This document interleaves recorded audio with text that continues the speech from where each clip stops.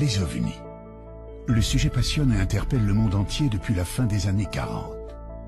Pour certains, il ne s'agit que de mauvaises interprétations de phénomènes météo ou d'engins conçus par l'homme.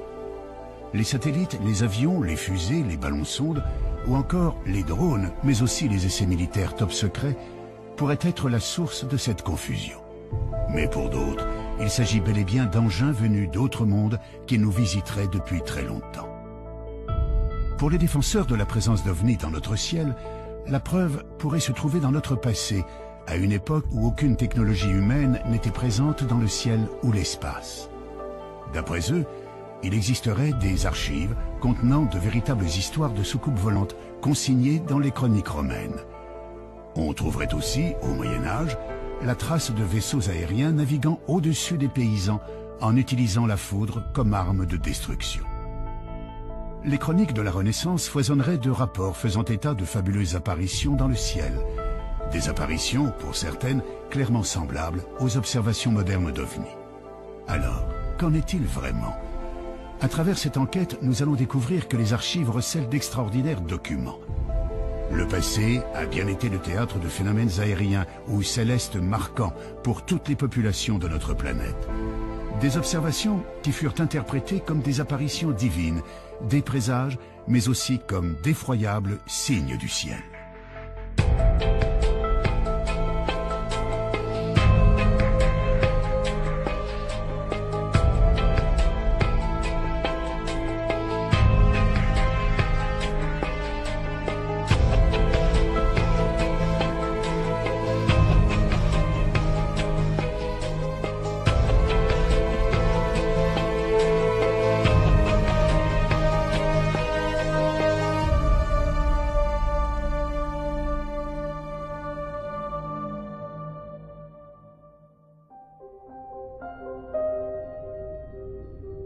D'après les astronomes, l'univers compte autant d'étoiles que de grains de sable sur notre planète.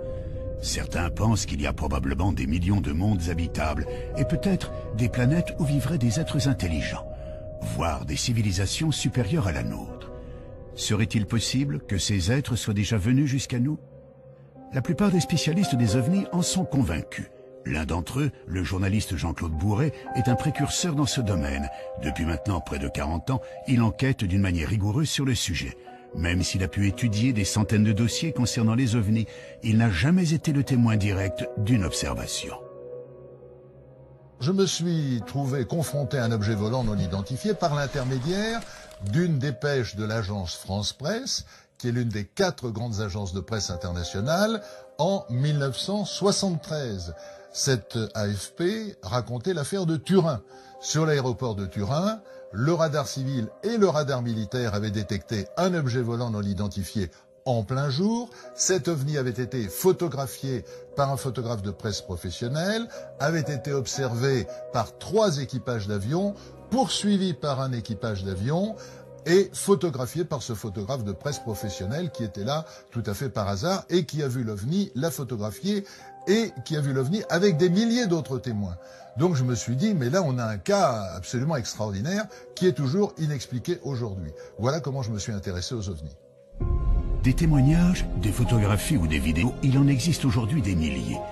Mais quelle que soit l'affaire, le doute persiste toujours. Et pour cause. De nos jours, les logiciels informatiques permettent quasiment tous les trucages en photographie et en vidéo. En imaginant que des centaines de témoins relatent la même observation, prennent des photos sous divers angles et qu'au même moment des radars enregistrent des données précises, les sceptiques argumenteront notamment qu'il pourrait s'agir là d'essais militaires d'engins top secrets. Dans ces conditions, il paraît presque impossible d'obtenir un jour la preuve irréfutable de la présence d'engins extraterrestres dans notre ciel. Pourtant, au milieu des années 1960, quelques passionnés d'OVNI se sont mis à étudier les textes anciens. Scruter le ciel du passé à une époque où aucun engin aérien construit par l'homme ne parcourait le ciel. Pourrait-on trouver des descriptions d'OVNI dans les chroniques romaines ou médiévales?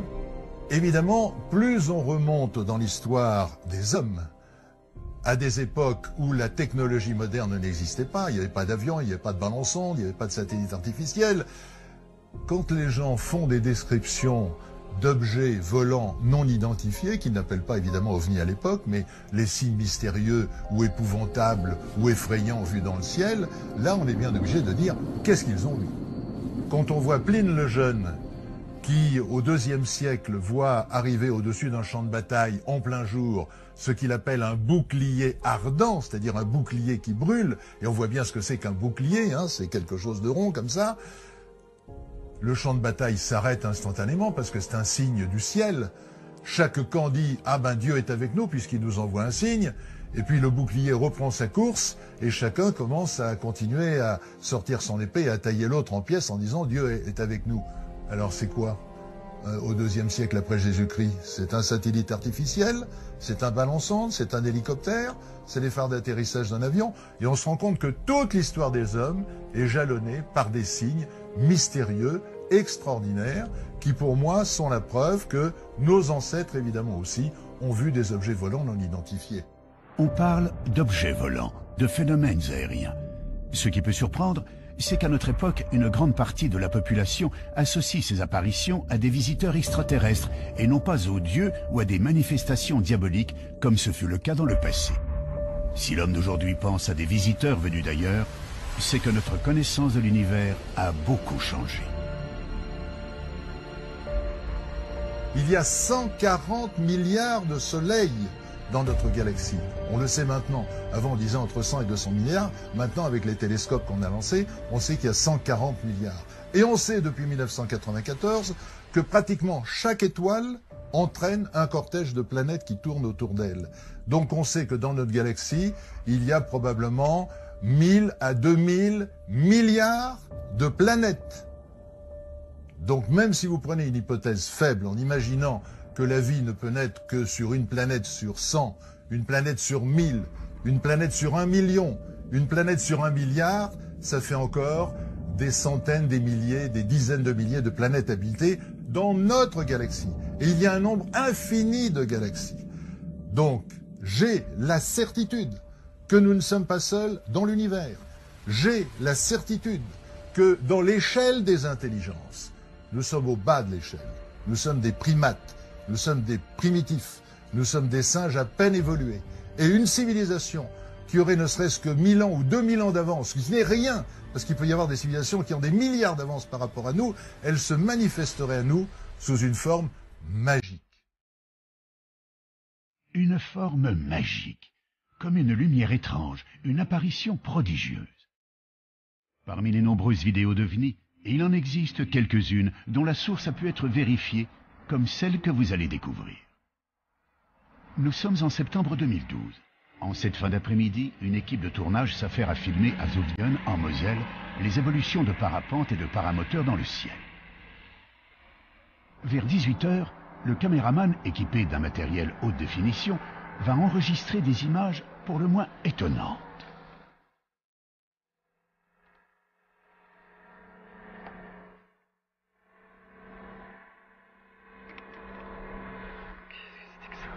Quoi, ce que tu... Je sais pas, un ovni. Je sais pas ce que c'est. Sur les agrandissements et au ralenti, quelques séquences laissent apparaître ce que beaucoup définissent comme une sorte d'ange. Il est facile d'imaginer que si cette étonnante observation avait eu lieu quelques siècles auparavant, la plupart des gens l'auraient perçue comme une apparition divine. Il faut d'ailleurs noter que les références à des phénomènes étranges dans le ciel se retrouvent dans toutes les religions. Certaines des descriptions bibliques pourraient d'ailleurs laisser penser à des observations d'OVNI. Si vous prenez un livre qui est reconnu par tout le monde, le Pentateuque, reconnu par les Juifs, par les chrétiens, par les musulmans, vous avez le livre du prophète Ézéchiel. Eh bien, j'incite les téléspectateurs à prendre une Bible, s'ils en ont une chez eux, à lire la première page du livre du prophète Ézéchiel. Que dit Ézéchiel? Il dit « Et je vis des visions divines, et voici que quelque chose descend du ciel, brillant comme de l'airain luisant, et voici une roue sur la terre, comme si une roue eût été au milieu d'une autre roue, avec des yeux tout autour de la jante de la roue qui est immense. Nous on dirait avec des hublots. Et voici des animaux qui descendent des roues, c'est-à-dire des êtres vivants, mais qui ne sont pas des êtres humains et qu'Ézéchiel appelle des animaux. Et les roues se déplacent et vont là où l'esprit des animaux veut qu'ils aillent. Donc, c'est piloté, c'est clairement écrit dans la Bible. Donc là, nous sommes 500 ans avant la naissance du Christ.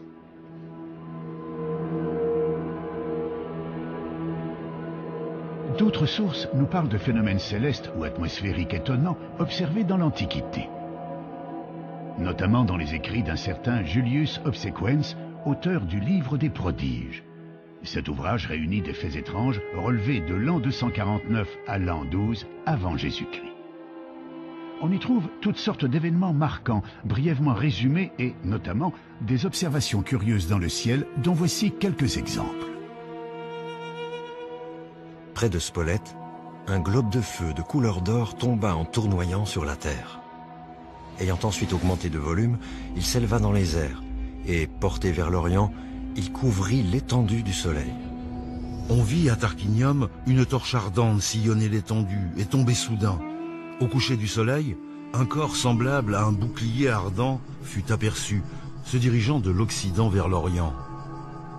On vit comme des armes et des javelots s'élever de terre avec un grand bruit et se diriger vers le ciel. Comment expliquer ces mystérieuses observations relevées par plusieurs chroniqueurs romains? Yanis Delianis, historien, diplômé d'une maîtrise en archéologie à l'université de la Sorbonne, étudie ces textes anciens où les références à des phénomènes célestes ou météorologiques inexpliqués ne sont pas rares. Les Romains nous parlent de poutres enflammées qui traversent le ciel.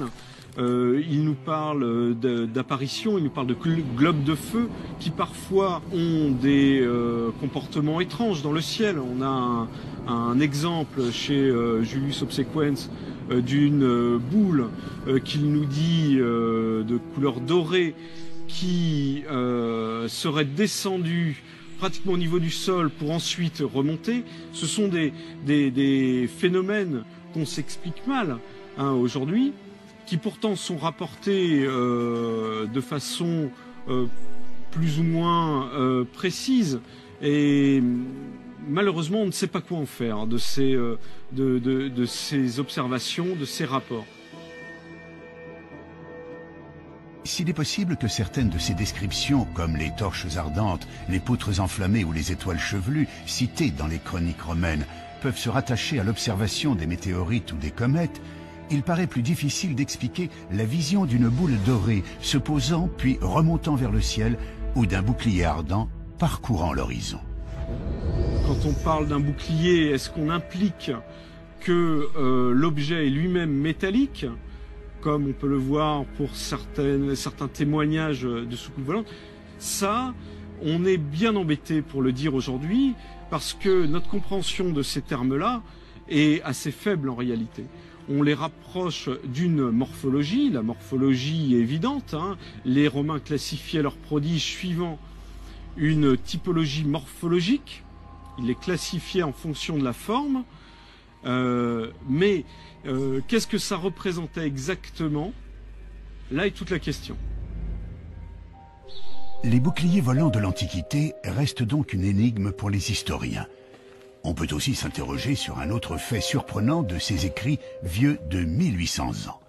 À leur lecture, on s'aperçoit que leurs auteurs ne cherchent jamais à expliquer l'origine de ces phénomènes, comme si cela les dépassait de très loin. Les Romains voyaient des choses dans le ciel qu'ils ne s'expliquaient pas forcément ou qu'ils tentaient d'expliquer par une rupture de l'équilibre de la nature. Donc ils cherchaient des interprétations. Et c'était peut-être ce qui les intéressait le plus en réalité, plus que le phénomène lui-même ou que sa nature, était de savoir ce qu'il fallait en faire et comment le comprendre, comment comprendre ces signes. C'est d'ailleurs l'un de ces signes qui marquera un tournant radical dans l'histoire de l'humanité. En effet, en l'an 312, Constantin, qui s'apprête à combattre pour le trône impérial de Rome, voit soudainement apparaître dans le ciel d'Italie une croix étrange, entourée d'un cercle. Il croit y reconnaître un symbole chrétien. Pour le futur empereur, c'est bien sûr un message. Alors qu'il ne croyait pas au Dieu des chrétiens, il est désormais persuadé d'être protégé par le Christ. Après sa victoire, Constantin interdira la persécution des chrétiens dans l'Empire, annonçant le début d'une entrée de l'Europe dans l'ère chrétienne. Tout cela, suite à l'apparition d'un phénomène étrange dans le ciel d'Italie, il y a 17 siècles.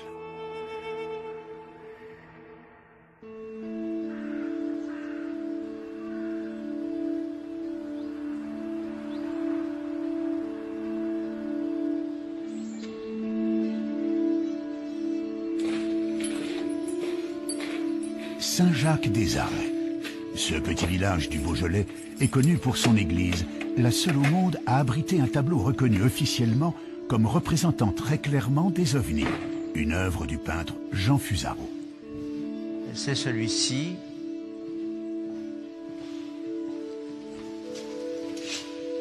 Alors Fusaro, sur le plan graphique, il faut parler du plan graphique aussi, il s'en donne à cœur joie, évidemment, qu'il y a une représentation de toutes les phases de l'histoire de Rigobert. C'est tempestaire, le blé, le monde rural, la ruralité. Il y a même un petit hameau beaujolais, là, derrière la croix, en bas, là. Et puis, il y a cette spatialité différente, cette fabuleuse interprétation de ce qu'on appelle des ovnis au jour d'aujourd'hui, hein. Des ovnis, des bateaux qui voguent dans les nuages. Alors ce sont soit des bateaux, soit des soucoupes, soit des montgolfières, soit des cochons qui volent, soit des oiseaux qui volent. C'est tout à fait un monde où Fusaro se délecte d'abord, parce que c'est un peintre de la délectation. Il se délecte et il s'en sort.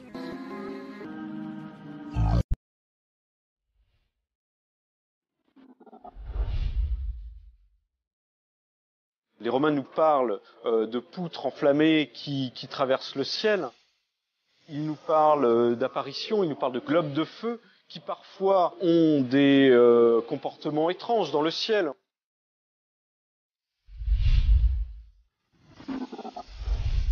On croyait aussi dans l'existence de vaisseaux aériens venant d'un pays s'appelant la Magonie. On peut voir par exemple des éléments qui nous paraissent bizarres. Et c'est là qu'il y avait une grande croix lumineuse qui était apparue dans le ciel, mais une croix couchée, sans Christ dessus, une croix lumineuse couchée.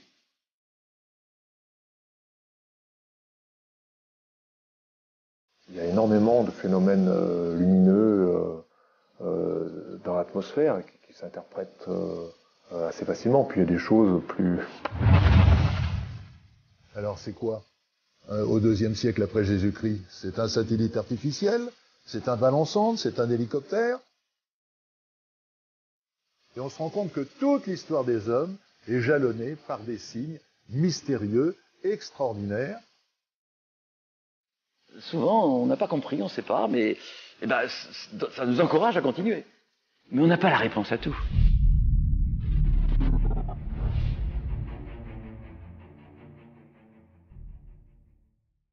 Toute une série de croyances ont pu se développer. Ça vient d'en haut, oui, ça vient d'en haut, ça vient du ciel. Ça vient du ciel parce que dans le ciel, il y a des puissances qui envoient la grêle. Alors ces puissances, de là à les mettre dans un navire aérien, je veux dire, le pas est pas très difficile à franchir. Difficile pourtant de retrouver d'autres récits issus du folklore qui nous parlent de navires volants pilotés par des êtres venus d'un autre monde. Si l'on n'a pas encore découvert à ce jour de textes équivalents, il existe pourtant des représentations anciennes de vaisseaux naviguant dans le ciel, pilotés par des êtres à l'apparence humaine. Ces représentations sont visibles dans une église située dans le monastère de Dekani, au Kosovo. Parmi les fresques et les icônes datant du milieu du XIVe siècle, on peut apercevoir sur une crucifixion 2 engins aériens très particuliers.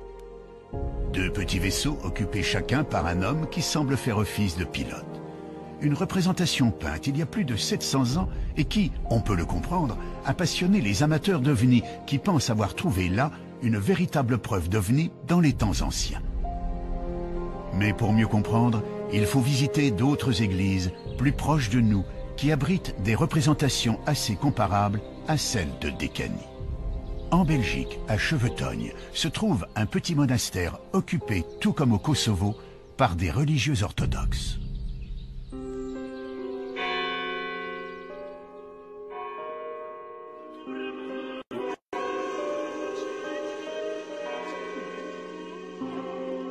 On peut y voir là aussi des fresques représentant des sortes de nefs volantes occupées par des formes humaines. On retrouve également des formes assez similaires aux vaisseaux de Décanie, des peintures représentant des objets aériens semblant parcourir le ciel et dans lesquels on perçoit des visages humains. Se pourrait-il que nous soyons là en présence d'une certaine symbolique religieuse? Il faut comprendre que dans l'iconographie orthodoxe, on est très sensible au texte biblique. Donc chaque fois qu'il y a une image qu'on voit, cette image, on voit au texte biblique. La fresque de Décanie concerne la crucifixion. Si l'on suit les évangiles, il est mentionné à plusieurs reprises que les ténèbres tombèrent sur Jérusalem de midi à 3 heures le jour de la crucifixion. Pour beaucoup, il s'agirait d'une éclipse. C'est donc pour symboliser cette éclipse que les artistes de Décanie ou de Chevetogne auraient fait figurer une lune et un soleil incarnés de chaque côté de la croix. Mais dans l'Église orthodoxe, cette représentation est plutôt rare. On a un cadre, donc il y a des règles strictes pour peindre tel ou tel saint ou telle scène biblique. Et on a des livres où c'est écrit avec beaucoup de précision. Pour telle scène, il faut faire ça, il faut faire ça, il faut faire ça. Donc, s'il y a des icônes ou des fresques où on peut voir, par exemple, des éléments qui nous paraissent bizarres, peut-être il faut se poser la question qui a réalisé cette fresque. Est-ce que c'est un vrai iconographe ou c'est un artiste qui a mis en jeu sa fantaisie?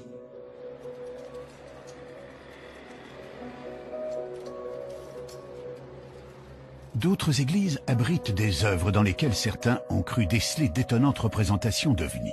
C'est le cas de la collégiale Notre-Dame de Beaune. Des tapisseries monumentales datant du XVe siècle sont exposées dans le chœur de l'église. Les personnages, les paysages, les châteaux et même les nuages sont représentés d'une manière assez réaliste pour l'époque. On y perçoit surtout, figurant dans le ciel à 2 reprises, des objets sombres, ressemblant très clairement à ce que l'on nommerait aujourd'hui des soucoupes volantes. Serait-on là face à une volonté des artistes de l'époque de faire figurer une observation particulière dans le ciel du XVe siècle? La réponse à cette énigme se trouve en fait dans l'histoire même des tapisseries. Il faut remonter au commanditaire, au financeur de cette œuvre. Or, il se trouve que l'un des généreux donateurs était le cardinal Jean Rollin. Un cardinal que les artistes de l'époque, pour une raison que l'on ignore, n'ont pas pu représenter physiquement sur les tapisseries. Alors, pour le remercier, ils ont tout simplement fait broder sa coiffe, le symbole de son rang, autrement dit son chapeau, au-dessus de tous les autres personnages. Une explication difficilement contestable, même si certains avancent le fait qu'un chapeau de cardinal est toujours représenté en rouge et surtout pas en noir. Il s'avère donc très périlleux de chercher des preuves de l'existence des ovnis dans les peintures, les fresques ou les broderies des siècles passés. Cependant, un travail de recherche dans les archives pourrait permettre de dénicher des cas de phénomènes inexplicables dans le ciel de nos ancêtres.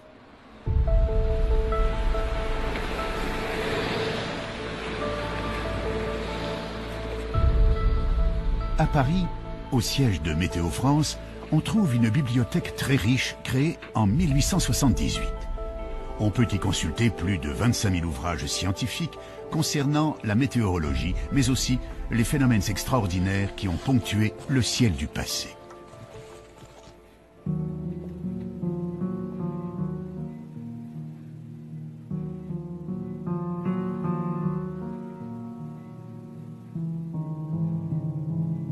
On a la chance d'avoir une bibliothèque qui est très riche et ancienne. On a des livres à partir du XVIe siècle.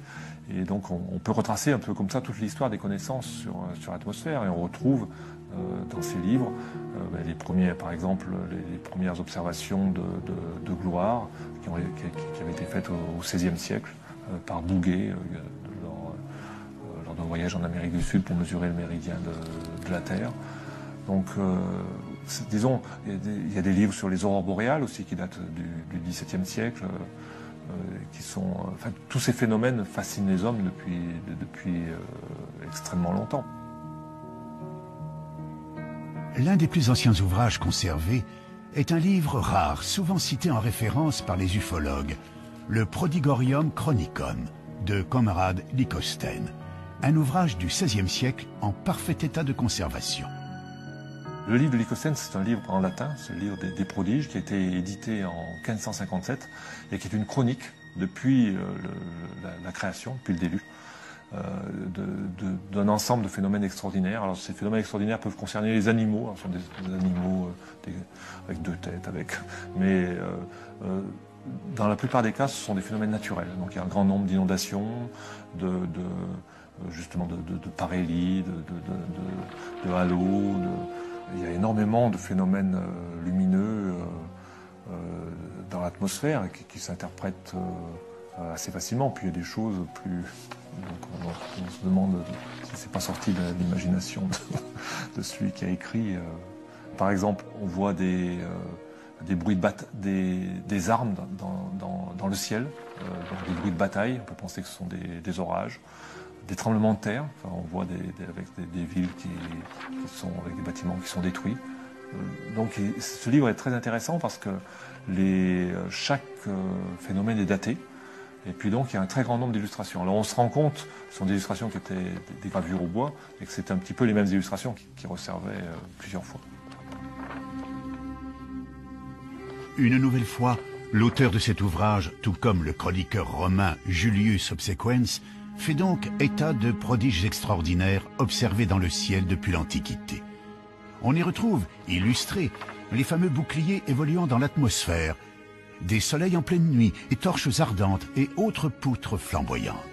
Mais à y regarder de plus près, il semblerait très envisageable que la majorité des cas représentés sur ces gravures trouvent aisément des explications météorologiques ou astronomiques. Pour les cas les plus étranges, il faut savoir que l'histoire des hommes a été marquée par des phénomènes cosmiques extraordinaires, mais tout à fait naturels. Des phénomènes qui ont très sûrement interpellé les chroniqueurs du passé. Il y a de temps en temps des phénomènes nouveaux et étonnants. Alors les comètes en font partie, brutalement dans le ciel. C'est une comète qui va rester quelques jours, quelques mois, présente dans le ciel. Les chutes de météorites, c'est autre chose. Alors, ou bien c'est une étoile filante dans le ciel, ou bien c'est vraiment une explosion, ou bien c'est vraiment une onde de choc, ou c'est vraiment un cratère à l'arrivée, notre phénomène. Il y a un autre phénomène intéressant qu'on n'a pas vu depuis quelque temps, qui est une supernova. Qu'est-ce que c'est qu'une supernova? C'est une étoile qui, après avoir fabriqué des éléments comme l'oxygène, l'azote, le chlore, le jusqu'au fer, explose. Elle s'effondre sur elle-même et rebondit, ça explose. Et entre parenthèses, ce sont des phénomènes essentiels, puisque c'est le mécanisme par lequel nos atomes dans notre corps sont formés. Tout ce que vous avez dans votre corps, c'est-à-dire un peu de chlore, un peu de magnésium, un peu de calcium, etc. et autres, a été fabriqué un jour dans une étoile qui n'est pas le Soleil et qui a explosé. Et un tel phénomène est spectaculaire, parce que l'étoile, quand elle explose, elle devient pratiquement aussi lumineuse que toute la galaxie, c'est-à-dire aussi lumineuse qu'un milliard d'étoiles. Ce qui veut dire que cet objet est l'objet le plus brillant du ciel. Vous le voyez évidemment la nuit, c'est le plus brillant, mais en même temps, vous le voyez le jour. Il est tellement brillant qu'on le voit de jour. Ah, il est moins bien que le soleil, d'accord.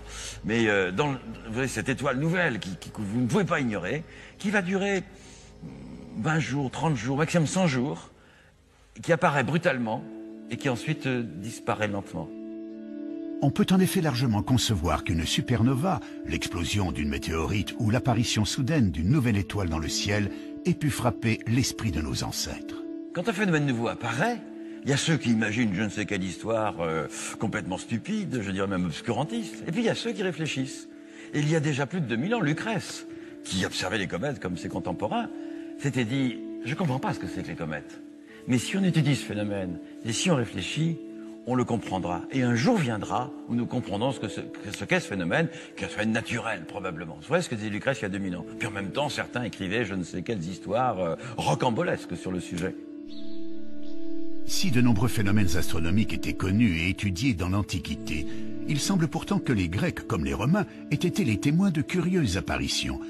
Que pensent les astronomes d'aujourd'hui de ces boucliers ardents ou du cas de ce globe doré qui remontait vers le ciel? Ce genre de phénomène, ça se rattache à ce qu'on appelle la fragilité des témoignages humains.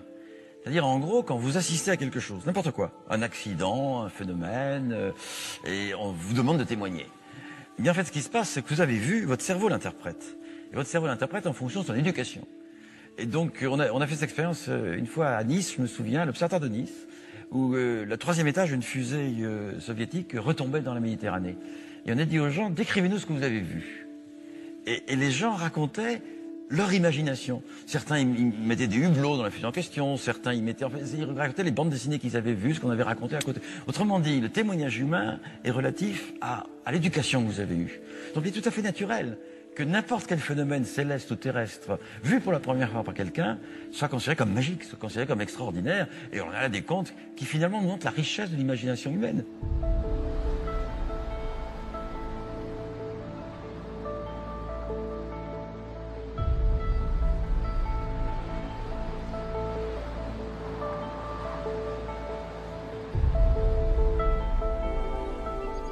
La ville de Nice détient justement un document qui a enflammé l'imagination de nombreux ufologues.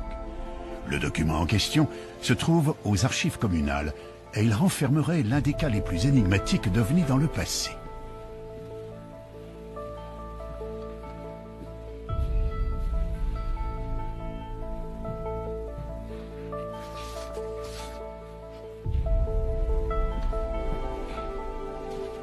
Un petit livret intitulé « Discours des terribles et épouvantables signes apparus sur la mer de Gênes » nous dévoile plusieurs histoires se déroulant en août 1608.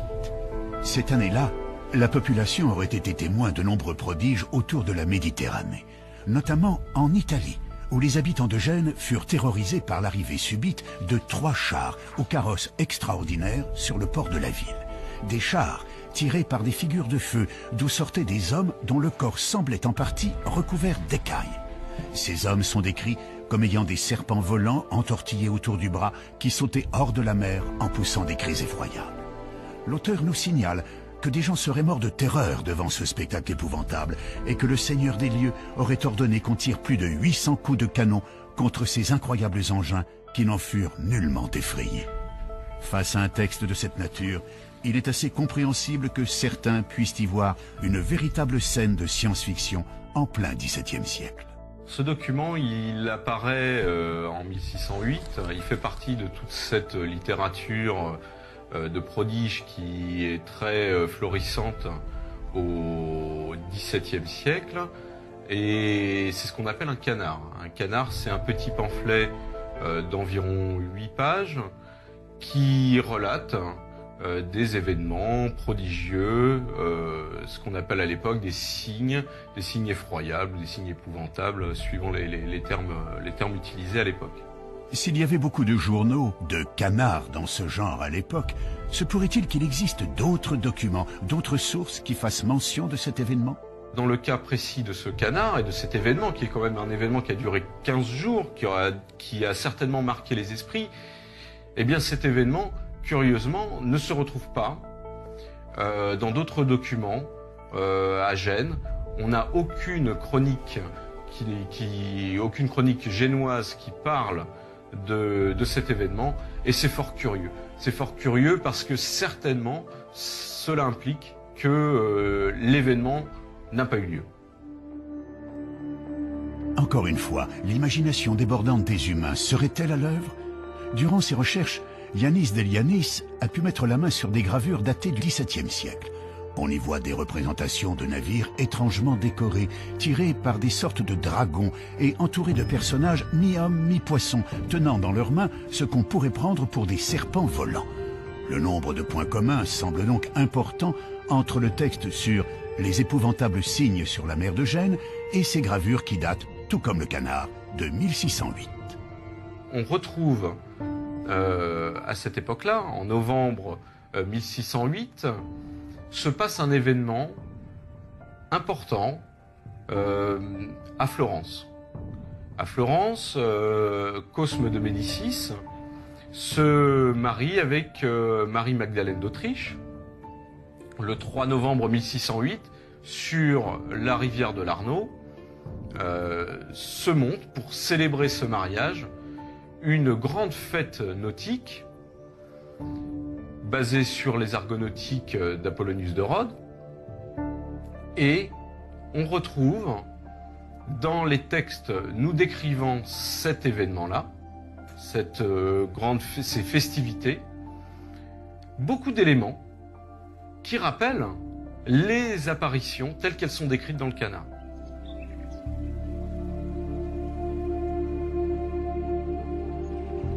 D'après Yanis, le livret en question fut édité en décembre 1608.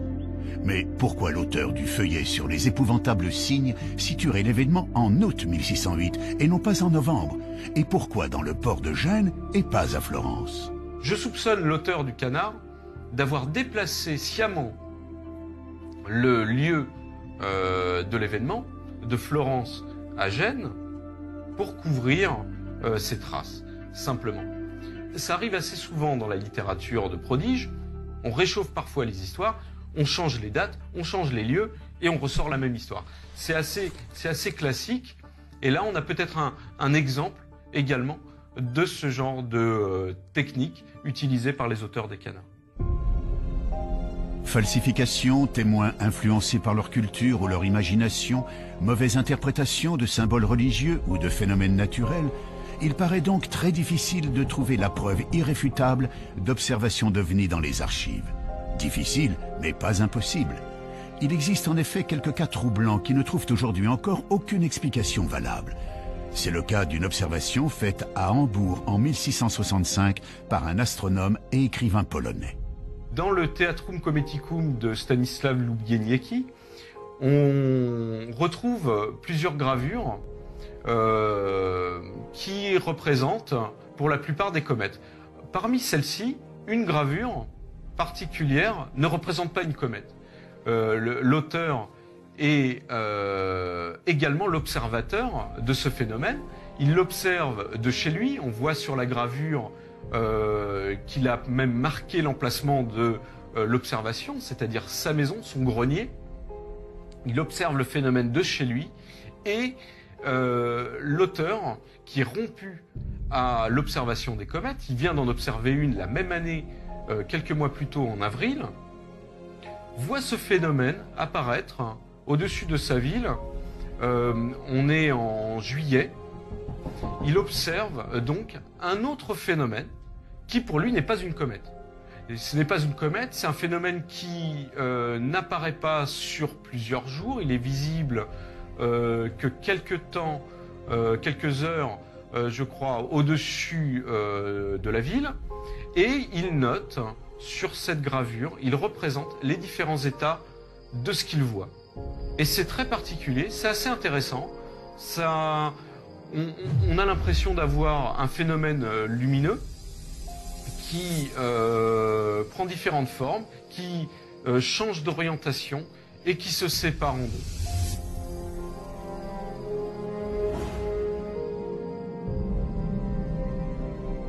Difficile cette fois de remettre ce témoignage en cause ou d'y trouver une explication naturelle connue.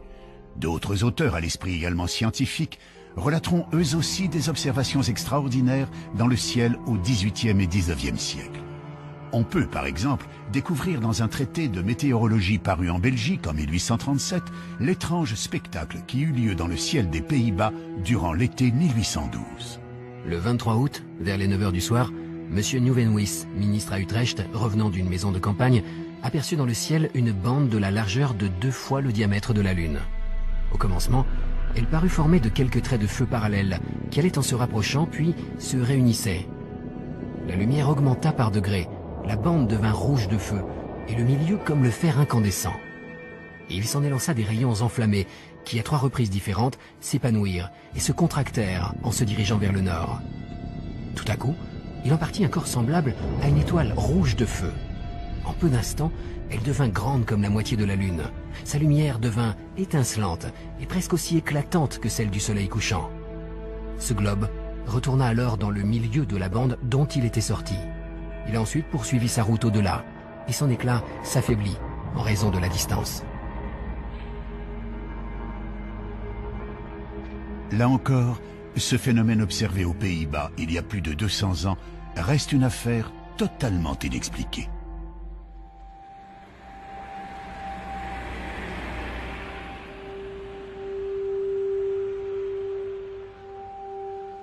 Un autre cas très différent s'est déroulé à peu près à la même époque sur la commune de Migné, située à quelques kilomètres de Poitiers. Le 17 décembre 1826, en fin d'après-midi, plus de 2000 personnes étaient réunies pour la plantation d'une nouvelle croix de mission devant l'église. Le prêtre était en train de faire son sermon, évoquant l'apparition de la croix de Constantin au IVe siècle, quand soudain est apparue dans le ciel, au-dessus des personnes réunies, une croix couchée de plus de 40 mètres de long, lumineuse, d'une couleur grise rosée, dont les contours étaient parfaitement nets.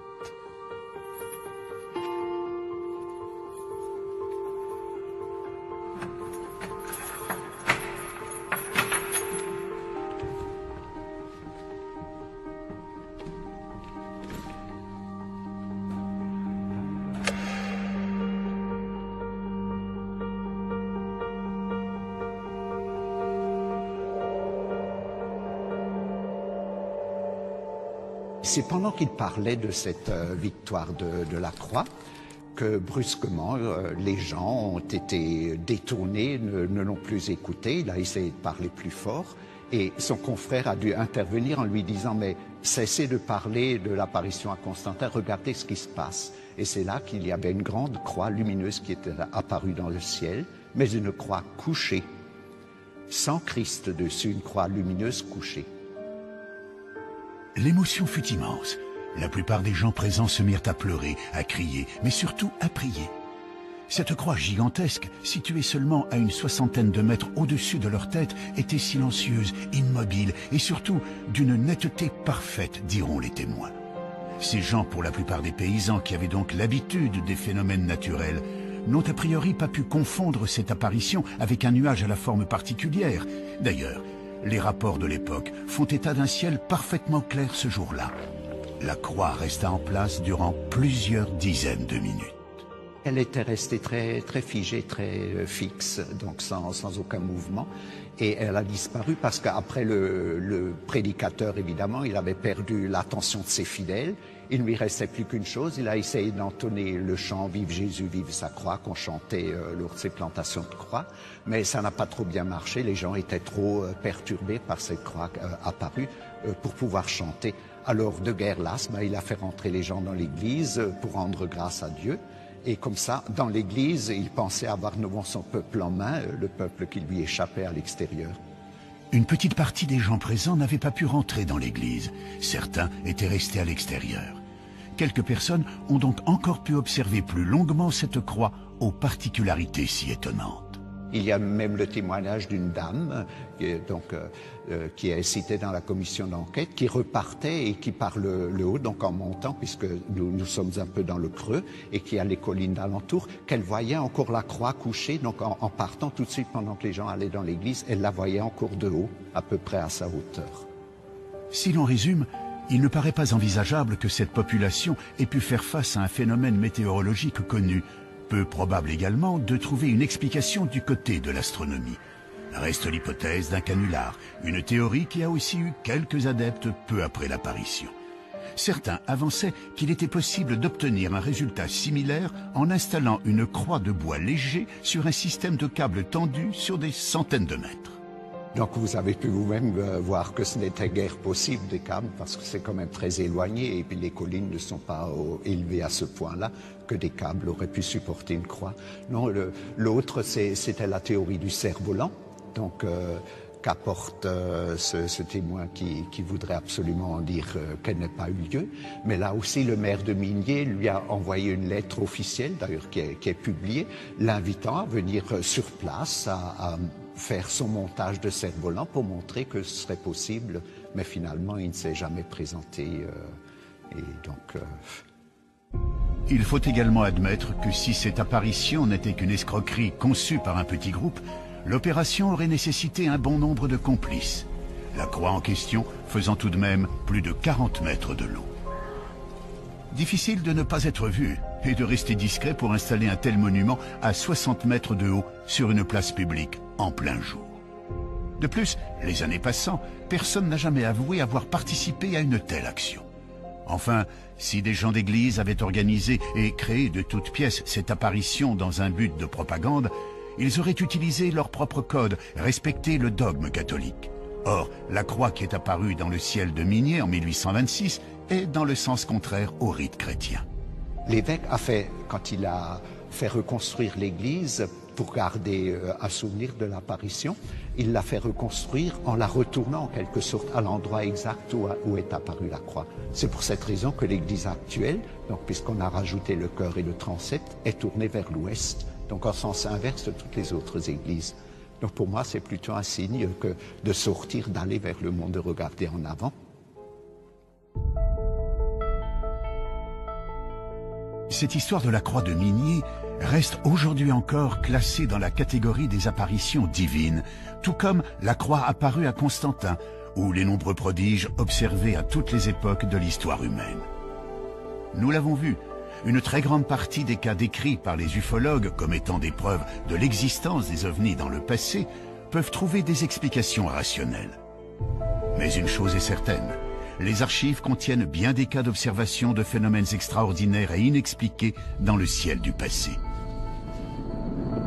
Toutes les civilisations qui furent témoins de ces prodigieuses apparitions y ont perçu un signe interprété comme magique ou divin.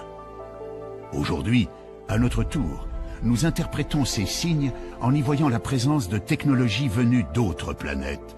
Une croyance qui nous permettrait d'accréditer la thèse selon laquelle nous rentrerons un jour en contact avec une civilisation plus évoluée que la nôtre. Pour certains adeptes de la théorie extraterrestre, à travers les signes, les apparitions ou les prodiges du passé, les ovnis n'ont jamais cessé de nous envoyer un signal. Le signal magique de la présence d'autres civilisations dans l'univers.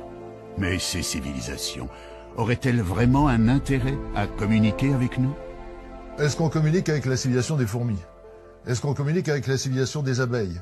Est-ce qu'on communique avec un escargot? Vous imaginez un escargot, il pleut, il sort de sa coquille, il avance comme ça, et puis il y a quelque chose de vertical. Il monte, et c'est un piquet qui tient une glissière de sécurité d'autoroute. Il est au sommet, et puis avec ses deux petites antennes, au bout duquel il y a les yeux, il regarde, il voit passer des lumières comme ça.